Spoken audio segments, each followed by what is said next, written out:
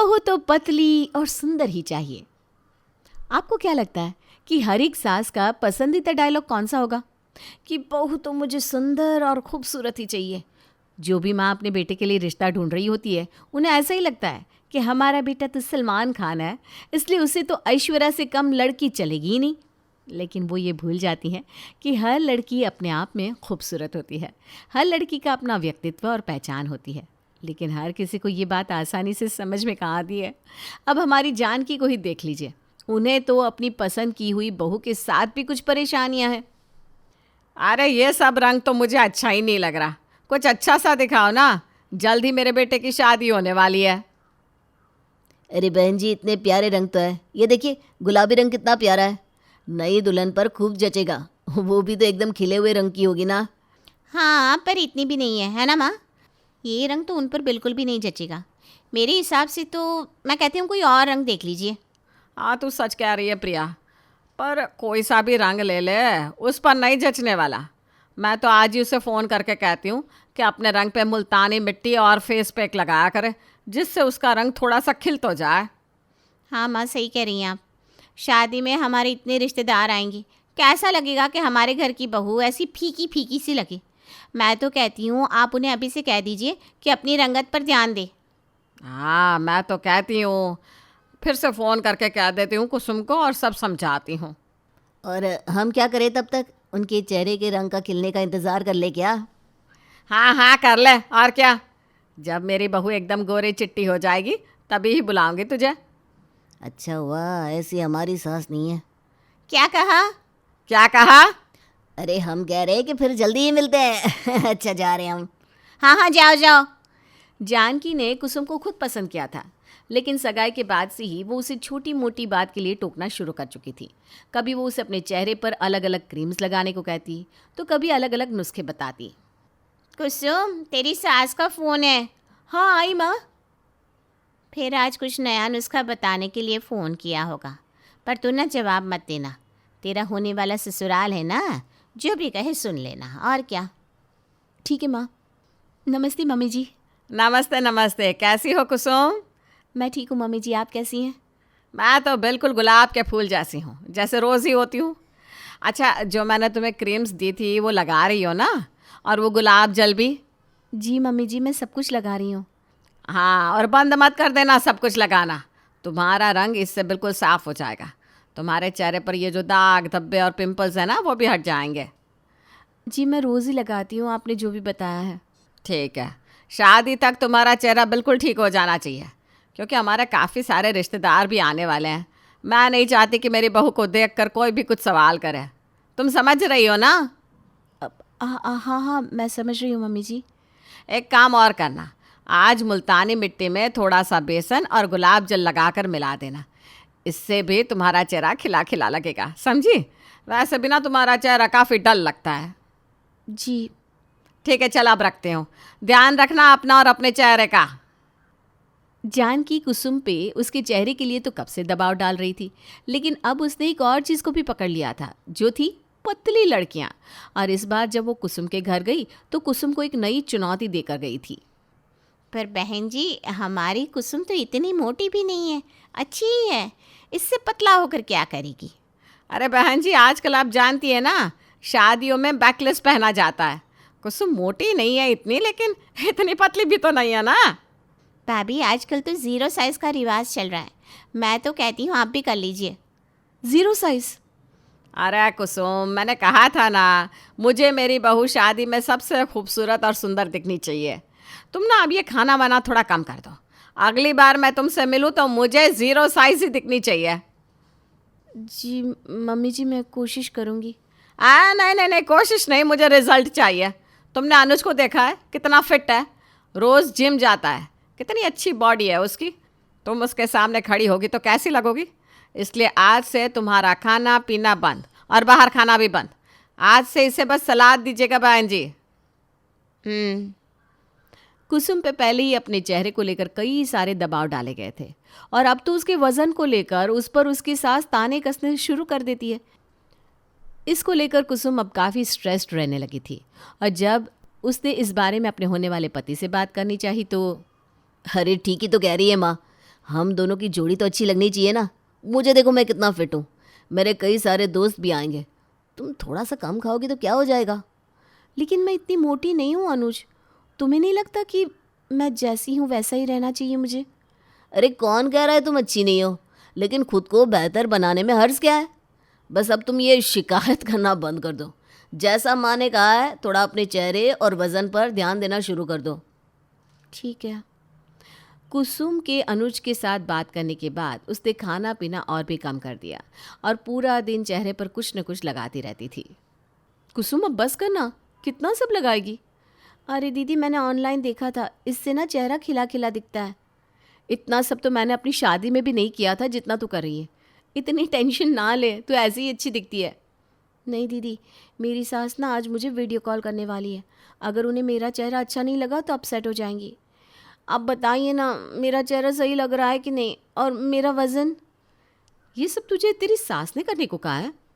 हाँ, उन्हें लगता है कि मुझे मेरे चेहरे और वज़न पे ध्यान देने की ज़रूरत है, इसलिए उन्होंने ये सारे क्रीम्स और प्रोडक्ट्स भी भेजे हैं।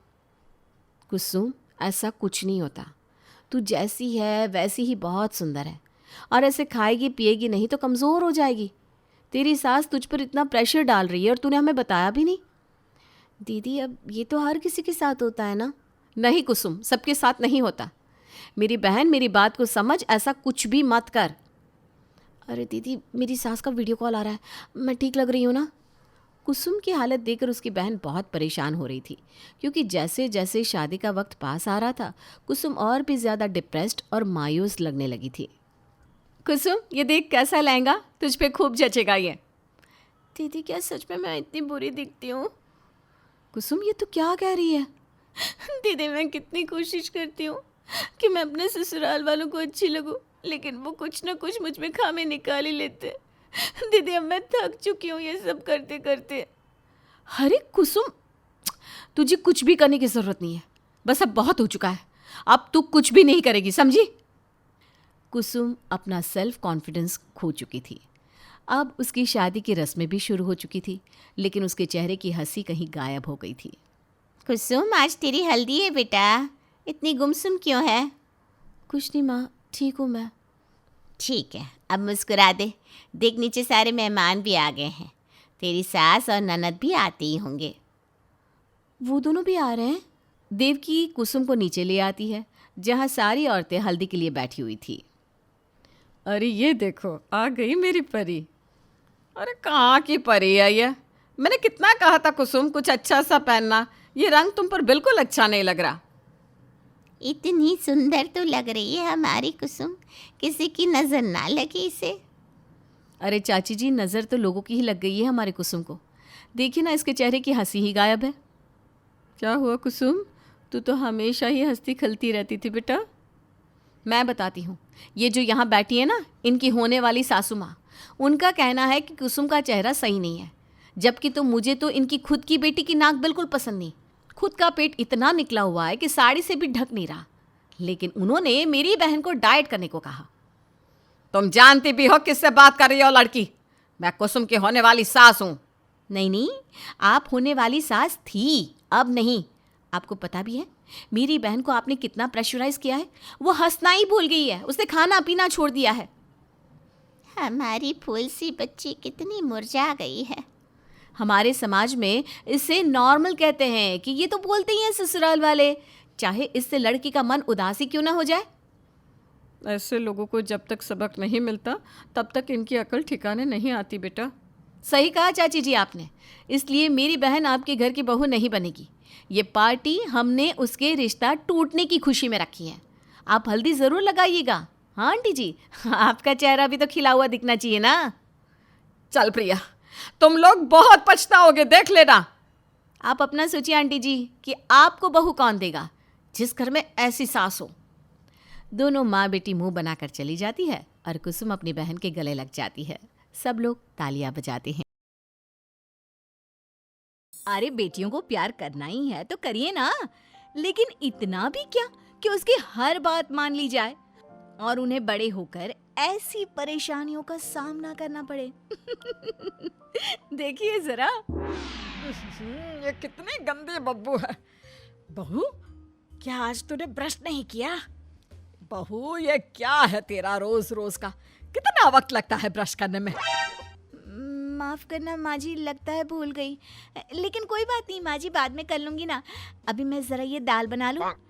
बाद में करूंगी? क्या तब तक तू ये मुंह की बदबू सब जगह लेकर घूमती रहेगी? जा अभी ब्रश करके आ, और दाल में नमक जिस चम्मच से चेक किया ना, उसे दोबारा यूज मत करना। छी। क्या माँ जी, पहली बार थोड़ी ना है, मैं तो ये रोज करती हूँ।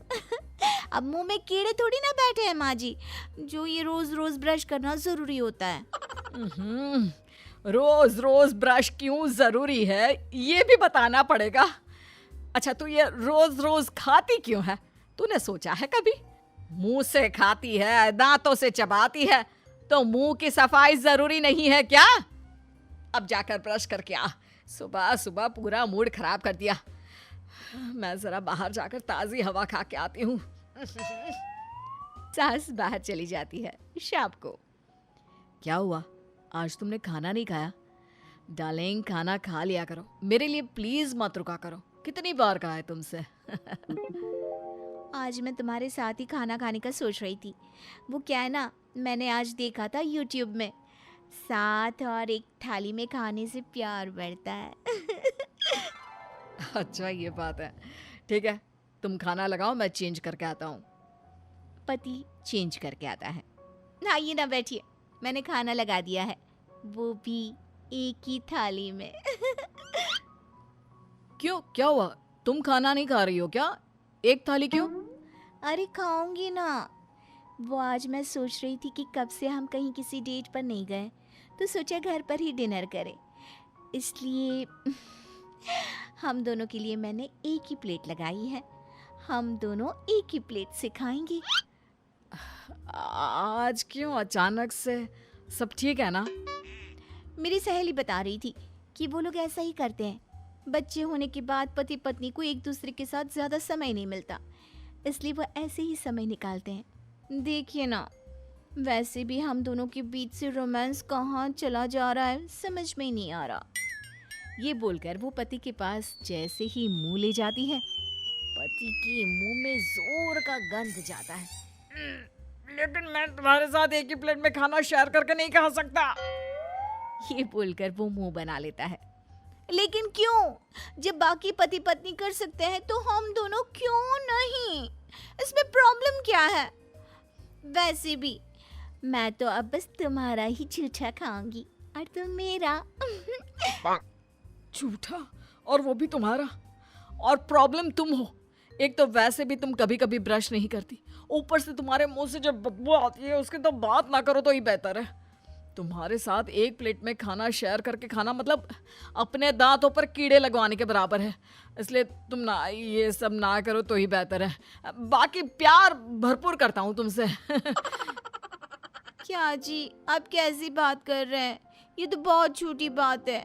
लेकिन आज मैंने ब्रश किया है। हाँ देखो, ब्रश करते करते मेरा मुंह भी कट गया, इसलिए तो मुझे ये ब्रश करना पसंद नहीं। तुम चाहते हो कि मेरे मुंह से खून निकले? अरे कैसी बात करती हो? ब्रश करने को कह रहा हूँ, कोई जंग नहीं लड़नी है दांत से। यार कैसे तुम ऐसे गंदे मुंह के साथ रह सकती हो? कितनी प्यारी शक्ल है तुम्हारी, लेकिन मुंह खोलते ही। लेकिन करे तो क्या करे मियाँ, बीवी सुनती कहाँ है जो ये बात सुन लेती। फिर अगले दिन, क्यों? मैं तुम्हारे स्कूल में क्यों नहीं आ सकती? मैं तुम्हारी माँ हूँ और पेरेंट्स टीचर्स मीटिंग में मेरा पूरा आने का हक है।